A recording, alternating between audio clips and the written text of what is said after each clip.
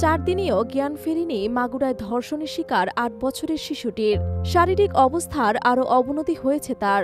সংকটাপন্ন অবস্থায় Dhaka medical college হাসপাতাল থেকে শিশুটিকে ভর্তি করা হয়েছে রাজধানীর সম্মিলিত সামরিক হাসপাতালে। লাইফ সাপোর্টে কৃত্রিম যন্ত্রের সাহায্যে শ্বাস প্রশ্বাস চলছে তার। 4 দিনেও জ্ঞান ফেরেনি। এদিকে ধর্ষণের ঘটনার 3 দিন পর গতকাল শনিবার মাগুরা সদর থানায় মামলা করেছেন ভুক্তভোগী শিশুটির মা, যেখানে অভিযোগ করেন তার মেয়ের স্বামীর সহায়তায় তার বাবা শিশুটিকে ধর্ষণ করেন। বিষয়টি মেয়ের শাশুড়ি ও ভাসুর জানতেন। ঘটনা ধামাচাপা দিতে তারা শিশুটিকে হত্যার চেষ্টা চালায়। ওই দিন সকালে শিশুটির বড় বোন ও বাবাকে নিয়ে মাগুরা সদর থানায় এজাহার পাঠান ওই শিশুর মা। সেই অনুযায়ী বেলা 3টার দিকে মামলা রেকর্ড হয়।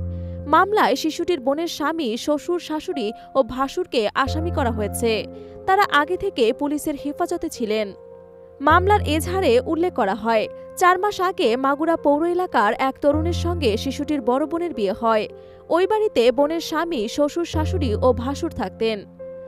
বিয়ের পর থেকে বড় মেয়েকে অনৈতিক প্রস্তাব দিয়ে আসছিল তার শ্বশুর।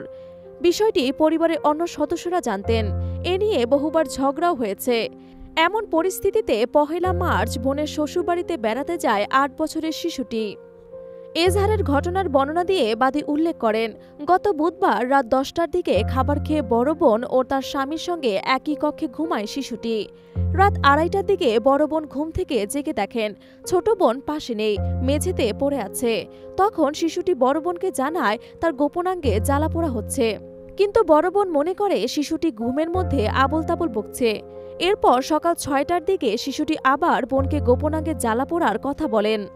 কারণ জিজ্ঞেস করলে সে তার বোনকে জানায় রাতে দুলাভাই দরজা খুলে তার বাবা তার মুখ চেপে ধরে তাকে কক্ষে নিয়ে ধর্ষণ করে।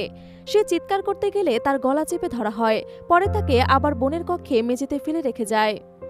এজাহারে আরও উল্লেখ করা হয়, ঘটনা জানার পর শিশুটির বড় বোন তার মাকে মুঠোফোনে বিষয়টি জানাতে গেলে তার স্বামী মুঠোফোন কেড়ে নিয়ে তাকে মারধর করেন। একথা কাউকে বললে শিশুটিকে হত্যার হুমকি দেন এবং তাদের 2 বোনকে আলাদা 2টি কক্ষে আটকে রাখেন। সকালে এক নারী প্রতিবেশী বাড়িতে এলে বোনের ভাসুর দরজা খুলে দেন। তখন শিশুটির মাথায় পানি দিয়ে সুস্থ করানোর চেষ্টা করা হয়।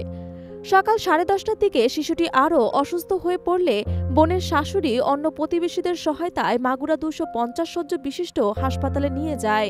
সেখানে গিয়ে মেয়েটিকে জেনে ধরেছে বলে চিকিৎসকদের জানান। তবে চিকিৎসক ও অন্যান্যরা বিষয়টি টের পেলে শাশুড়ি হাসপাতাল থেকে পালিয়ে যান। পরে বাদী হাসপাতালে যান। মেয়েটির বড় বোন সাংবাদিকদের বলেন, ঘটনার 20 দিন আগে সন্ধ্যায় বাড়িতে কেউ ছিল না। তিনি ঘরে আলো জ্বালিয়ে টয়লেটে যান। সেখান থেকে ফিরে দেখেন ঘরে আলো বন্ধ। এ সময় হঠাৎ একজন পেছন থেকে তাকে জড়িয়ে ধরে। উচ্চতা ও অন্যান্য বিষয় দেখে তিনি বুঝতে পারেন জড়িয়ে ধরা ব্যক্তি তার শ্বশুর হিটু শেখ। বিষয়টি স্বামী সজীবকে তিনি জানিয়েছিলেন, কিন্তু কোনো প্রতিকার পাননি তিনি। পরে বাবার বাড়ি চলে যান। আর স্বামীর বাড়ি ফিরতে চাইছিলেন না তিনি। বাবা মা বুঝিয়ে ছোট বোনকে সঙ্গে করে পাঠিয়ে দেন শ্বশুর বাড়িতে।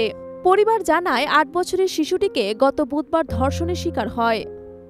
প্রথমে তাকে মাগুরা সদর হাসপাতালে ভর্তি করা হয়। অবস্থার অবনতি হলে সেখান থেকে স্থানান্তর করা হয় ফরিদপুর মেডিকেল কলেজ হাসপাতালে। সেখানেও তার অবস্থার কোনো উন্নতি হয়নি। পরে বৃহস্পতিবার রাতে অচেতন অবস্থায় শিশুটিকে ঢাকা মেডিকেল কলেজ হাসপাতালে ভর্তি করা হয়।